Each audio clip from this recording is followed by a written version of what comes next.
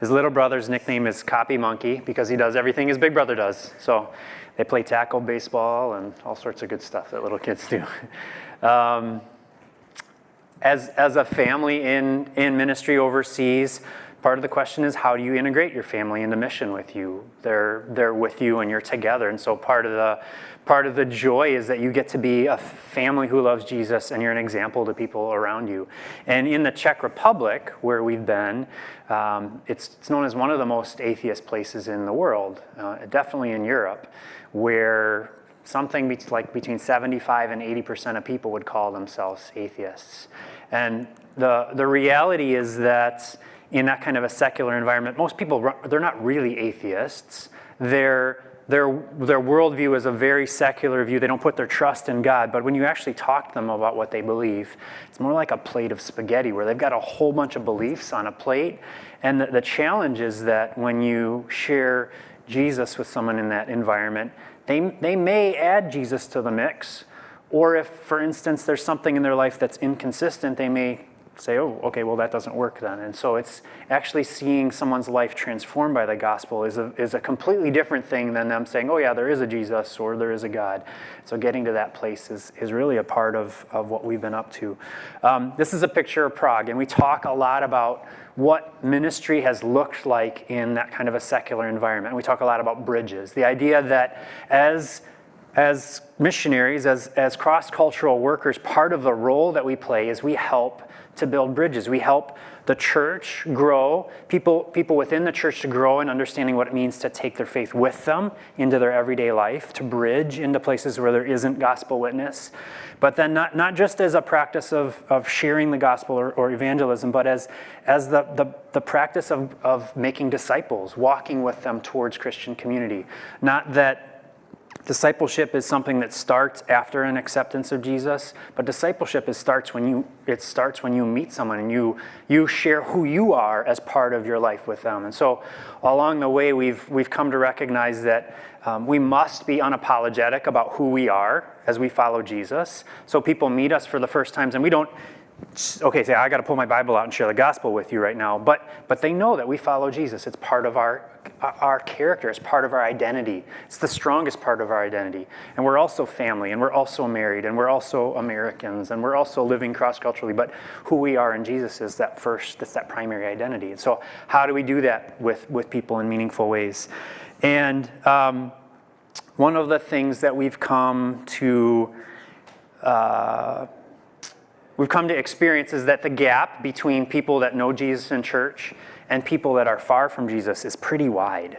And so we've tended to have an attitude in the past where inviting somebody to come to church was like our responsibility as believers. And the reality is there's more for us as believers. We go with the gospel into places that are dark as the people of God, and we want them to come into Christian community, but their first contact with who Jesus is usually isn't because they've come to a church service, but because they're meeting somebody who follows Jesus in everyday life. And so we've talked a lot about it in terms of the spaces where we do that. Getting someone to cross the threshold, to cross into a church environment isn't the first step of them coming to know Jesus. And so I want to come back to this one. I got all my slides are UK slides. So the way we've done that is we started to understand we need to create spaces outside of the church, outside of church space, where we can share the gospel in everyday life. And so we did that in the Czech Republic. We, for a year, as our local Czech church, we tried to do an outreach service. We tried to do a special service on Sunday evenings to attract people, invite people to. And what we found is really it was just extra work that we were doing for the people that didn't come on Sunday morning.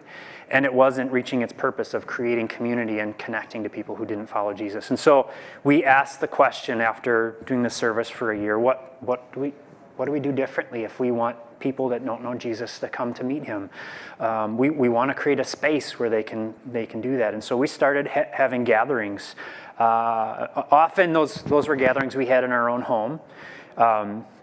We offered our space because we had a little bit of I guess, more practice of hospitality. Hospitality isn't always that common, not in the Czech Republic, not in the UK. It's not that common. So we were asking the question, how do we create a space where anyone can enter in and feel comfortable? So we often talk about that as the park or the party, the space where, you have a Super Bowl party and say, hey, we're inviting our neighbors to come to a Super Bowl party, or hey, we're going to do a grill out in our backyard and we're inviting all the families near us that have kids to, hey, come play. We're going to do a bouncy tent in the backyard. We're going to do hot dogs, whatever. That's the kind of space we were trying to create, a space where people could just get to know each other more deeply. And so our believing friends would invite their coworkers, their college classmates. They would invite their friends, not so that they could come to our house and we could share the gospel with them, but so that they could go deeper in relationship and start to connect around other believers, so they could experience other believers in life. And then out of that, we did something, we just call it the table. The place where you go deeper, the place where you actually get to share life is around the table. And so this was one of the Thanksgiving gatherings we did, but we did all sorts of different things as more intimate spaces where people got to know us more, where they got to know each other more. It was a space where people actually could ask spiritual questions more easily. In this case, as a Thanksgiving dinner, there's people with Hindu backgrounds, Orthodox backgrounds, atheist, Catholic backgrounds, all around the table with different spiritual backgrounds. And when we first started doing Thanksgivings, people that came didn't even know what it really meant to give thanks for something. So even just a simple idea like giving thanks was something that was foreign. They had an experience being invited into somebody's home to eat in this kind of way. And so that was the kind of space we were trying to create, a space where I would begin something like this, like talking about who we're thankful to. We celebrate, Thanksgiving is a holiday. It's kind of an American holiday, okay, but really we want to have an attitude of thanks and thankfulness all year round. What does it look like for us to give thanks for the things that have been given to us? And we celebrate those things, the good gifts that God has given us. And then I would pray for our meal, and we would invite everyone to share things they were thankful for. So a space where people were beginning to open things up. And we out of these, we actually started doing Discovery Bible studies together. We started doing, as a space with people that didn't follow Jesus, Bible studies around the table so that people could read the Bible together. And so we did the book of Romans, we did the book of Mark, we did the book of Genesis, and we did Bible studies together with people that were Hindu and atheist and Orthodox, Catholic, Czech, Romanian, Colombian, Mexican, Indian, it's just really interesting to see what happens when you open up the Bible with people that have no contact with the Bible, and you read it together and you say, okay, so what does it say about God?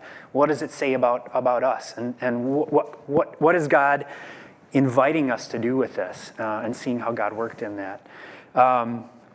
So we call that our second space, that space where you're actually able to share the gospel openly, where people are invited to step closer in that. And not everyone that would come to those is a believer, but they were experiencing and joining in what God was doing in that space.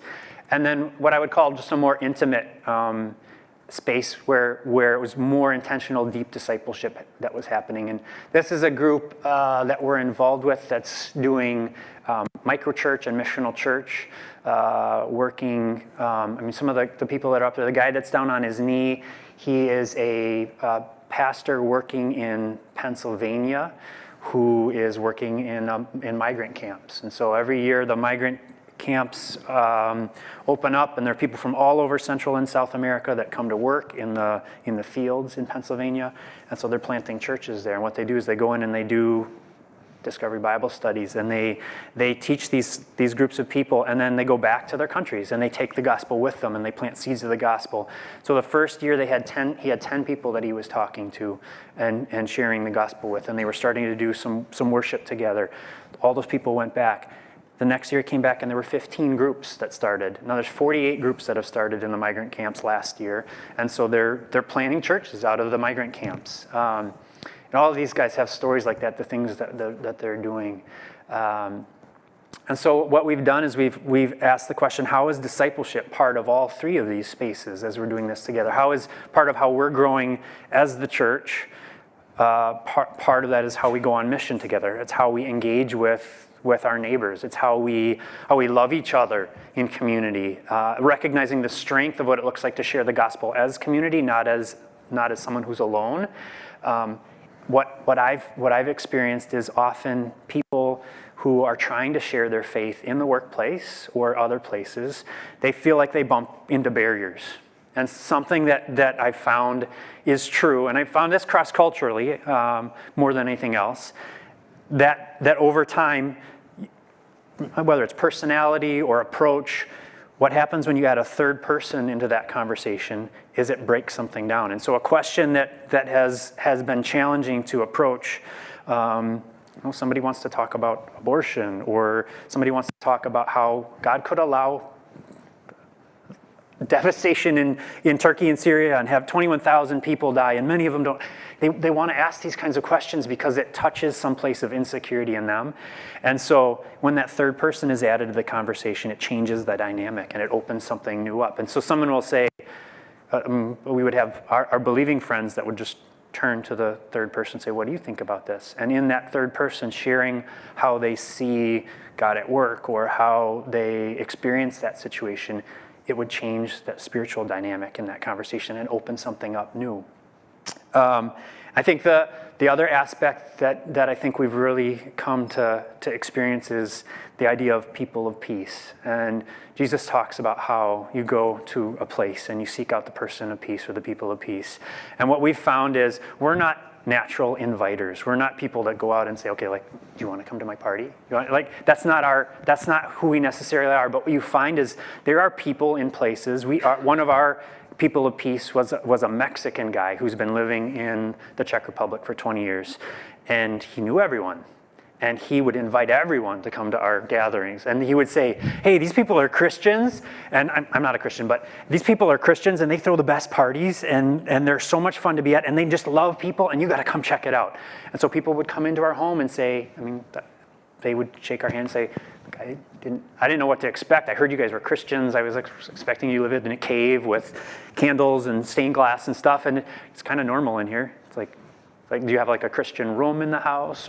And they would literally, as they shook our hand, they would say, just so you know, I'm an atheist. And they would be very clear about that because that was their identity. But that guy, his name was Alejandro. Alejandro was one of our people of peace. He was one of our people that opened up his networks. And we had several people like that. And so we're now in the process of joining in a new work that's developing in the UK and Ireland. That is a really hard map to see. I might have to work on that. So if you see that blue blob that's the UK and Ireland. And the question that often gets asked is why UK and Ireland? And I alluded to it before. God has been kind of doing a work in us to invite us into a next thing. And so it's part of what God is in the process of doing in us. And he's actually been laying England and Scotland on our hearts for the last 5 years. And we've said, okay, God, when that door opens and you want us to move in that direction, you'll do that. We haven't chased it. We haven't pursued it. But as we've grown to understand the situation in the UK and Ireland, it's dire. The church has predominantly been the institutional church over the years, and the generation that is rapidly dying, 65, 70, 80, has not passed faith on to the younger generations at all. And so in the younger generations, there's almost no Christians. People don't know anyone who follows Jesus. Brits, English, Scottish, Irish, Northern Irish, Welsh, they're least reached. They're literally at the place where they're considered least reached peoples on their own. And then you have people from Afghanistan and India and Bangladesh and African nations and Indonesia, Saudi Arabia, Iran, people from all over the world, places that we can't easily go and preach the gospel openly, that have now migrated to those places. And so at the same time as the church is saying, hey, we need some help, the established church is saying we're struggling to reach our own people, and we're rapidly declining. come and help us. But they're also saying, come and help us reach our neighbors who we don't know how to reach. And so they're inviting us to come and help with that. So what are we doing? We're going to join a work that has started in the past year that is focused on helping to start church planting networks. So not just that we would go and plant a church, but we'll be working alongside churches to plant churches, to start networks that are planting churches, working to help strengthen churches. If we want to reach the unreached peoples, it's not because Tom Clyde goes and says, okay, I'm going to reach all these 5.5 million people. It's because the church is going to be stepping into the gap in that, and they're asking for partnership in doing that well.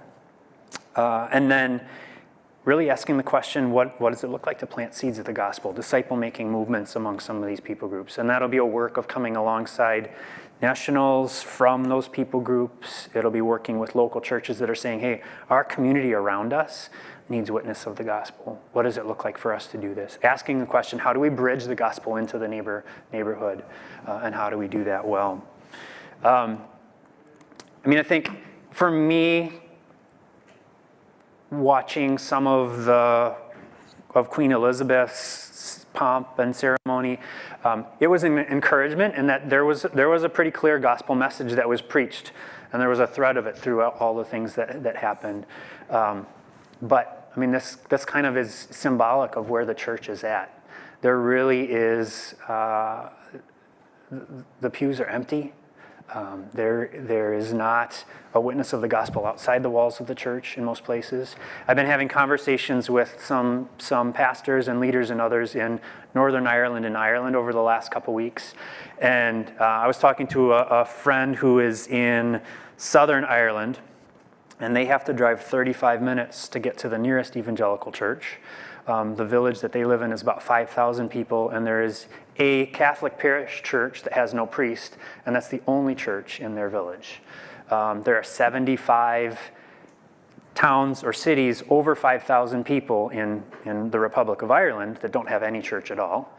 So there are huge places where the place is unreached, and there are also huge numbers of places where the people are unreached. In Northern Ireland, which is traditionally a Protestant nation, there are many Catholics that live there. And so I was talking to a guy working amongst the Catholics there, and he said amongst 200,000 Catholics in West Belfast, he said if there are 100 followers of Jesus out of that 200,000, he would be surprised. He said, I think I might know everyone who follows Jesus. And obviously that's an overstatement, you can't know that.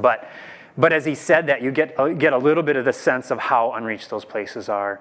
And we had a friend who, there was a short-term team that was going to work in Scotland, and they literally flew into Edinburgh, and one of the kids on the team said, yeah, we're coming to help a church, we're doing missionary work. And they took that whole team and they turned them around and sent them back. They said, we don't want you here, we don't want you coming here to share Jesus. So that's the kind of environment. It's hostile to the gospel in a lot of places. And at the same time, I'm very excited because, we'll be in London to start with. So we'll go to London. That's where our team is going to start forming. We'll see how God moves us in the coming years, whether we would be in Scotland or Ireland or Northern Ireland. I don't know. We're kind of holding our hands open to what God would do in that. But London itself is a city of 10.5 million people with 3.5 million people that are immigrant and a rapidly growing immigrant population. There are so many opportunities to enter into people's lives in a way that shares the hope of Jesus. But at the same time, it's overwhelming. It really does feel overwhelming at times. And so I guess that's one of the areas of prayer for us as a family. We're entering into it's uncomfortable to live in London right now. I can say that. We're excited about it, but at the same time, that's a big change. And Prague is 1.3 million, so it's a city, but London is big. There's a lot. Somebody shared this week. They said, do you know about all the knifings that have been going on? It's like, no. So, there's that kind of, like the reality. We're entering into an unknown space. So you can pray for us in that. I'm going to see. You don't want to work, do you? Nope.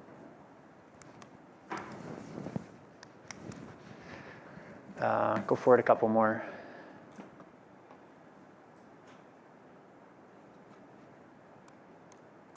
Okay, so that was the end of the pictures anyway. I'll give you a chance to ask any questions that you have, and then I can maybe share some more stories if there's more time.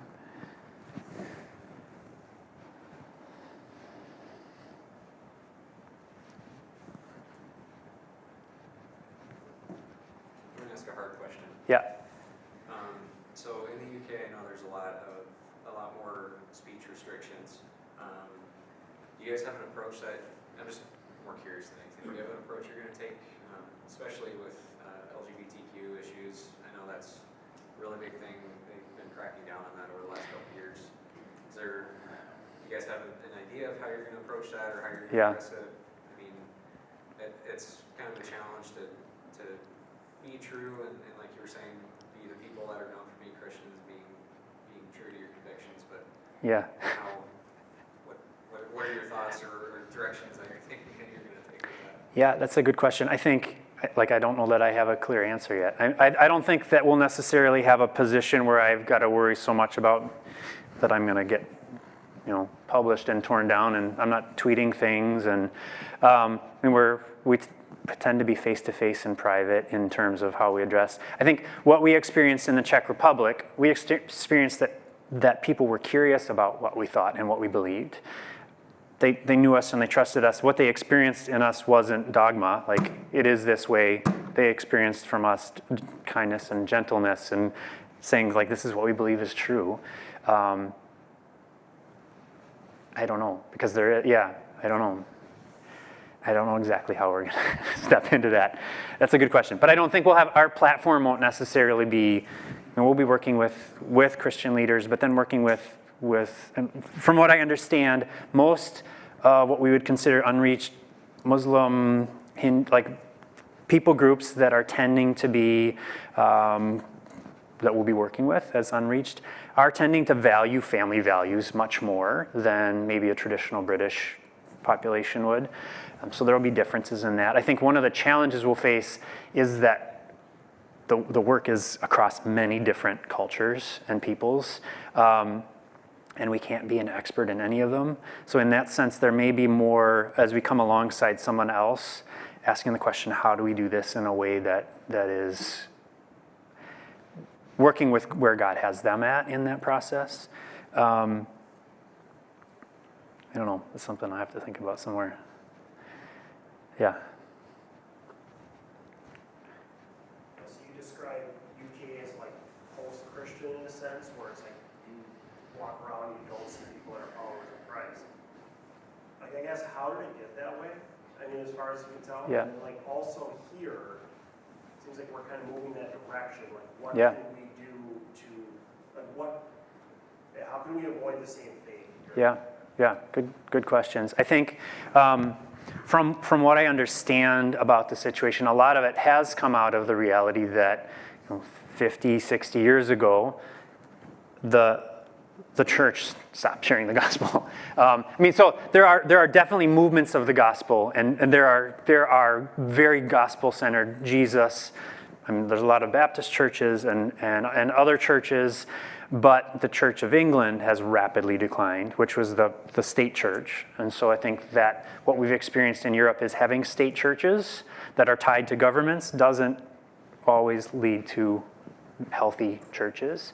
In Ireland, for instance, you look at what's called the Celtic Tiger. So you had this economic wave, and then you had all of the scandals of the Catholic Church at the same time. And so you had people becoming prosperous and the church basically being seen as being corrupt and people not trusting the church anymore. So then people stop attending church. They stop trusting the church as an entity, and they step back from it. And then their kids don't attend church because they didn't.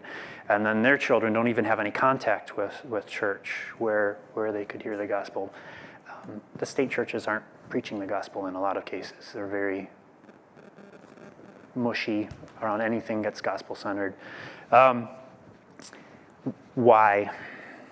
Yeah, I'm doing a lot of reading to try to understand more of why it is that way, because again, it's across different cultures. Some of the stuff goes back hundreds of years, where there were movements that happened, and you see revivals and things happening, and then you see reactions against the revivals, trying to actually shut down some of those things.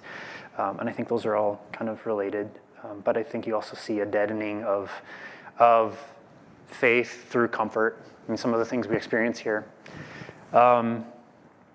How? So when I was sharing the recognition that we've had as we've been in the Czech Republic is that the idea of inviting someone to a service is not a first step. The invite to church is not where people are going to meet Jesus for the first time in most cases. And so how do we empower the priesthood of the saints, the believers, to go with the gospel into the places where they live and work, to share it in word and deed in meaningful ways?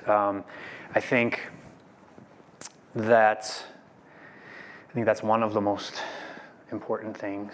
I think recognizing that the gospel offends, and so the thought that somehow I'm not going to offend anyone if I follow Jesus is probably not.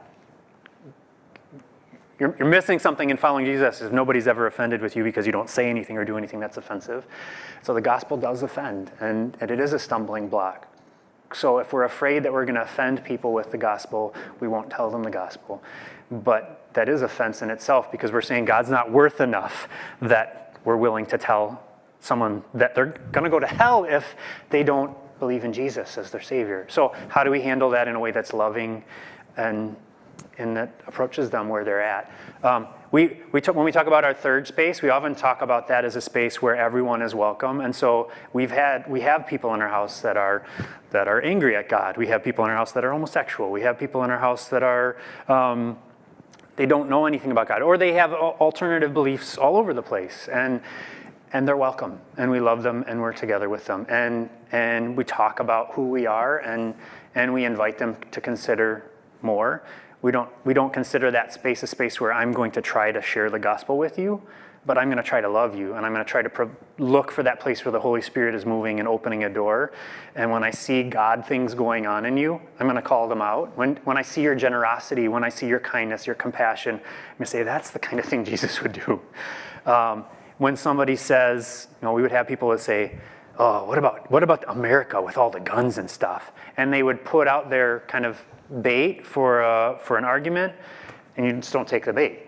You say, "Yeah, I don't know, the gun stuff is kind of crazy. I don't think people should be shooting people in schools. Yeah, I don't think that's the way Jesus sees the world." But then you try to go back to the gospel, and you say, like Jesus says, love your enemy. So what does it look like? Guns go over there. Jesus, what is it? Jesus says, love your enemy. How do we do that? That's Jesus' call. How do we love the way Jesus loved? And at the same time, there's truth. And I think being in a secular environment, truth is your truth is your truth. You just believe what you want to believe. And so to be able to hold firmly to truth in that environment and to speak it sometimes doesn't mean I have to give an apologetic and say you're wrong. I can still disagree and say, I don't know. I don't think that's the way it is. You give testimony with your life, and you tell your testimony. And I think people can't refute your experience of God and His goodness and how God works in that. And people have to say, okay, that's your experience. So that's one of the other ways that we've seen. You just have to be really open with sharing your story. Those are a couple things.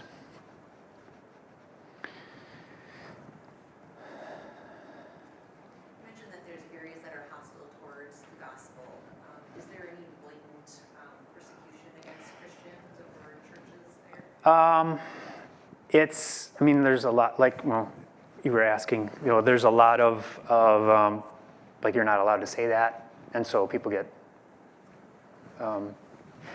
censored, for instance, somebody in politics, if they said, I believe this is what a family value is, they'll get censored and they'll get abused for saying this is what I believe is true. So there are those kinds of things. There's a generally Christian kind of, hey, yes, we're a Christian nation. And the reality is, I think this year, the number of people that would actually identify as Christian is about 30 6%. So it's gone down. In 10 years, it's gone from 60% down to 35, 36% that will identify. Almost all of that is nominal. Almost all of that. When you say, so England is 2.5% evangelical belief, and that's the largest believing population. Half of that is African churches.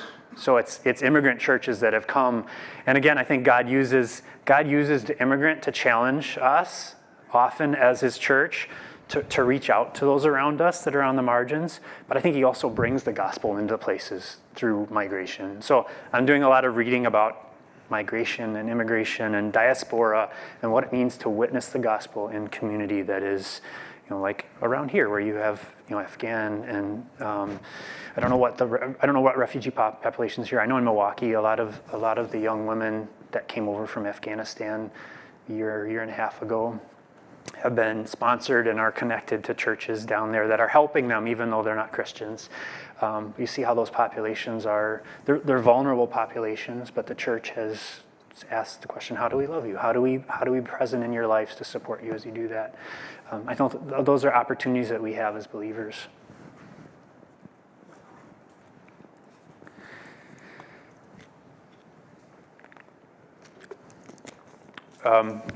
We're working towards leaving, I keep saying late March.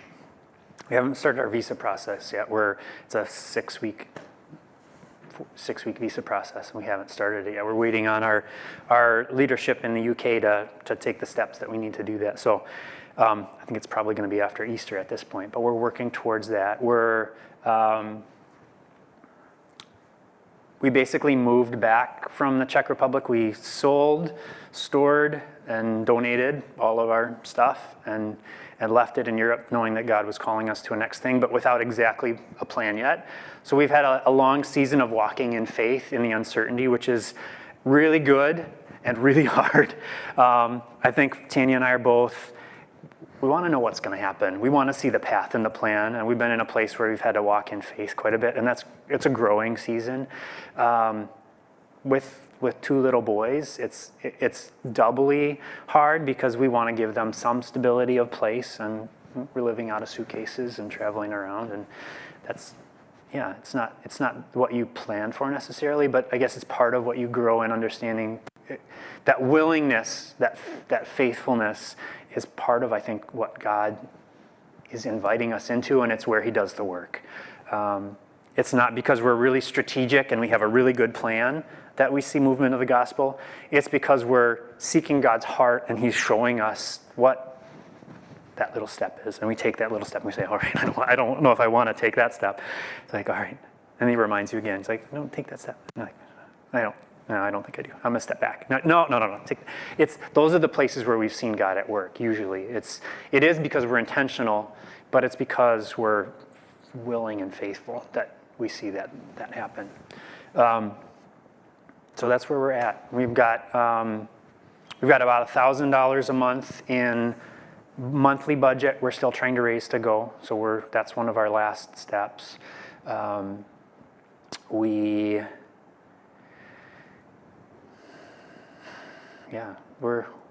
living in Tanya's parents' basement right now, and basically doing this work, going out to churches, wanting to encourage, wanting to challenge, inviting people to join in with us, come along with us. I think, back to that question you were asking, I think one of the things that's really strong for me is as we're in, particularly in the European context, there's a lot that we can say, hey, here are things that we're learning about what God is doing as he's encouraging and challenging his church and what it looks like to make disciples in that environment and start churches in that environment, because it really does connect back to where we're headed. There's a lot of ways that we're just a couple steps behind here in America in terms of when you talk to your neighbor, even if they identify as Christian, often they don't know Jesus and they don't know very much about what it means. And they have an idea of Christianity that it's not rooted in the gospel. And more that gap will grow. And so what does it look like for us to learn together how to multiply disciples and disciple-making communities in that environment? Yeah. If the youth in this room want to get in contact and follow what's going on, I feel like you started an Instagram.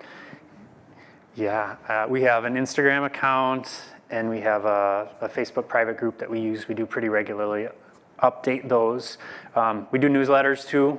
We do like a digital newsletter. I saw that we've got a printed one that's out on the board, but we try to do videos, a mix of videos and newsletters every month or two. But we're trying to update more frequently with our Instagram and our Facebook. So I think our Instagram is like light period, to period, the period, city period. I think that's what it is. And then you can find me on Facebook and ask if you're interested in joining our Facebook group. But we use that private group as a more frequent place to do updates. So you see stuff in more real time. I'll be standing outside a church, say, hey, blah, blah, blah, blah. I didn't do it here. I couldn't find a sign for Faith. I was like, is there a sign somewhere I can stand in front of? But yeah. I guess I was curious, how did you get started in missionary work? Been in it for, you said what first brought you? Yeah, that's a good question. That's a longer question. I think if I just brush the surface. So I was an engineer by training. I worked in industry for 13 years, and it was just a work of God opening up a picture of the nations. I went to Urbana, which is a Christian conference for college-age kids. I went as a leader in 2006, and God really laid a vision for cross-cultural ministry on my heart when I was there. But like all of my friends in college were African, they were Muslim, they were from all over. So God was starting to expose me to a lot of the issues of the world. And so I came back from Urbana in 2006, and God had kind of pushed me towards grow in what it looks like to make disciples where you are. Not go, but stay. So my missionary calling actually comes out of that place of God saying, wherever you are, wherever I have you, is the place where you make disciples who make disciples. So do it there. And when you do it in a cross-cultural sense, it looks different. The things you have to learn how to do to engage cross-culturally are a place of growth. But I think like that's that root place of calling. Follow me and make disciples who make disciples. And then I took Perspectives in 2009. And Perspectives really was something that helped me to see a much bigger picture of what God has been up to and what he's doing. And and then Tanya, my wife, she has experienced her own individual calling to missions, and we both done short-term ministry work overseas and urban ministry, and so those things kind of came together as God, I would say, led us through small steps of faithfulness. Things like leaving my engineering job to work part-time so that I could invest more in mission, and just those little steps. Things that were our securities, or what I would say now, things that were our idols, letting some of those things, taking them off the altar. Yeah. As you look back over your 10 years, do you have any sense for how many lives you've impacted? How many came to know Jesus as a result of your work? Do you get any sense of that? Wow. I don't have a number. I can tell stories of some of the people that came to know Jesus and follow him. So a friend Michelle, who was a Syrian refugee, and he came to follow Jesus, and I'm still in contact with him through English camp. So I got to meet him, and he was a little bit older. He was outside the normal age of the camp kids, and so he stayed with us as a group of the Czech guys and me that were leading the camp. And so we just every night just talked about the gospel and shared with him, and I've gotten to disciple him. An Iranian family. So it's interesting because not that many are Czech. All of the work that we've done with Czechs, and our heart was, how do we reach the Czechs? A lot of the people that we've seen come to know Jesus have not been Czech. An Iranian couple and their daughter, who fled from Iran, got caught on false papers and put into a refugee camp, and they came to know Jesus and got to disciple them over the course of basically eating a meal with them every week for a year and a half, and just share Jesus's life with them. A friend Owana, who's Romanian, Orthodox background, but was living with her atheist boyfriend, and they were talking about getting married. Celebrated her 30th birthday, and the night, and with Tanya and another friend celebrating her birthday, and that night she had started having like a stroke and paralysis, and ended up finding multiple brain tumors. Her boyfriend left her, and she came to faith through that experience. So that was Tanya and her friend Bitka, who shared the gospel with her and discipled her, and so she became a part of our community. She just got married this last year, and she's pregnant and will be having a baby in the next couple of months. But she and her Romanian husband, they were in Prague, and they got married, and they said, you know what, we want to go back to our family in Romania so that we can be with them to share the gospel with them in Romania. Let's see. A lot of what we found ourselves doing was discipling. So Cyril and Kate were a Czech couple. He had just come to faith. They were struggling in their marriage, and so discipling them and walking alongside them. The group of people that we were gathering with, we would have sometimes 40 or 50 people. Out of that, we had 10 people that were coming to our Discovery Bible study. 3 of us were believers, the rest were not. We did different cycles. We had a French Jewish guy that was part of the group, and we were studying Genesis, and he would come with his Hebrew Bible, and we would talk about it, and he would share his, from the Hebrew, he would read it and say, well, this is what it says in Hebrew. All right. Then we'd talk about it and engage with it. We had a Mexican guy who was an atheist, who always was telling us opinions about the Bible, and at one point Tanya said, you share an awful lot of opinions, but have you ever read the Bible? Would you like to join us to read the Bible together? And he said, yeah, that would be great. And so he started joining us at our Discovery Bible study, reading Romans together with us. I don't think he came to faith. So a lot of what you find is, and this is where the work is. Like, for instance, in the Czech Republic, it often takes 7 years for someone to make a move from where they're at to identifying as a Jesus follower, as a Christian. Often that's the last thing they do, is they say, I'm a Christian. They'll be following Jesus and have put their trust in Jesus, and they still aren't identifying. And so what we found is, and this, in some sense, this is a permission. Our role isn't to try to take them from 0 to 10. Our role is to be present with them in that season, living and sharing the gospel. And we want to take them one step closer in wherever they're at. And the role that we have is that we're encouraging believers to do the same, take that one step. And so we saw other people who came to faith through our friends who we were discipling. So that's, I don't know, it's a little fuzzy. I wish I had like a sense. I think one of the young women that actually it was Gabby, who we were talking about Gabby last night. So Tanya, on a conference call, met one of our friends in Czech Republic, in Prague. She has moved from, when we first met her, she was a young Christian, the only Christian in her family, attending church, but Tanya got to disciple her and encourage her. And over the past years, she's come to the place where she's now developed her own vision for ministering to women, Christian women who are the spouses of leaders, by coming alongside them to coach and encourage them as they're trying to figure out what is their place in the church. So, yeah. One last question Yeah. here, and I'll close. Just to follow up on that, is it correct to say that the work that God has used you for has been like constant exposure in people's lives, rather than just like one-time sharing the gospel? Like, it's like we always want to put the payoff, but in reality, it is that continues. It's slow. It's been slow work. I think that people are looking for an example, and so just to see what it looks like in real life. Often the ministry has been, we've invited you into our family environment, and you're seeing what it looks like for us to love each other as husband and wife, and for us to love our kids. And I mean, we've gotten to grow in how we do that. But that's been one of the strongest places of witnesses. People see our marriage and they say, like, what is different?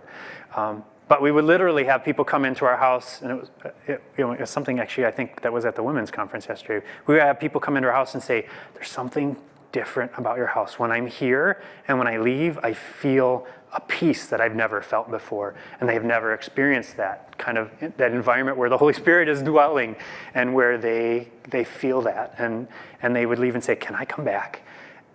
And we wouldn't say, hey, like, we really want to get you back here again. They would say, can I come back? Can we help? Can we help with doing this the next time? Can we be part of this together with you?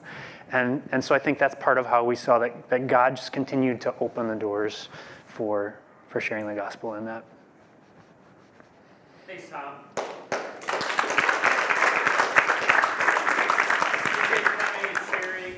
There's more information. I think you still have out there. Yeah. There's brochures, prayer cards, our newsletter sign up. Perfect. I'm sure he'll be sticking around for anybody else who wants to continue to talk to him. Jim, do you want to close us in prayer? Sure. Heavenly Father, we just come to you